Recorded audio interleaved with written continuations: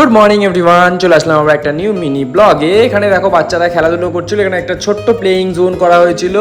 আর এখন বাজে সকাল 10:30। কত রোদ তোমরা বুঝতেই পারছো। এখানে শুধুমাত্র ছাওয়া বলতেই আম গাছের তলাতেই একটু দাঁড়ানোর জায়গা আছে, আর না হলে এই রোদের মধ্যেই দাঁড়াতে হবে। তো কিছু করার নেই, কাজ তো করতেই হবে। আর এখানে খুব সুন্দর এনজয় করছিল গেস্টরা, আমাদের দেখেও খুব ভালো লাগছিল। আমরা ভালো করে কাজ করতে পারছি, তার জন্যই গেস্ট হ্যাপি। তো এটা ছিল সন্ধ্যাবেলা, বারাতির এন্ট্রি হচ্ছিল, খুব সুন্দর করে এন্ট্রি করানো হয়েছিল। আর আমাদের দায়িত্ব দেওয়া হয়েছিল এন্ট্রিটা যাতে খুব সুন্দর করে হয়। তো আমরা সেইটা খুব সুন্দর করে করিয়েছি, এটাই মেনলি গেস্টদের চাহিদা ছিল। এটা হয়েছিল একটা ককটেল কাউন্টার, খুব সুন্দর।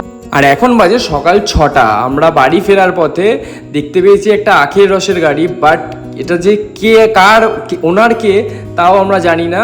তো অনেকক্ষণ ধরে কাকা কাকা করে চিল্লিয়েছি, বাট কাউকেই সাড়া পাইনি। তার জন্য আমরা ভেবেছি যে মার খাবো, আমরাই বানাতে শুরু করে দিয়েছি, আমরাই বানিয়ে আমরা নিজেরাই খাবো। তো যাই হোক, খুব ভালো এনজয় হয়েছে এখানে কাজ করে।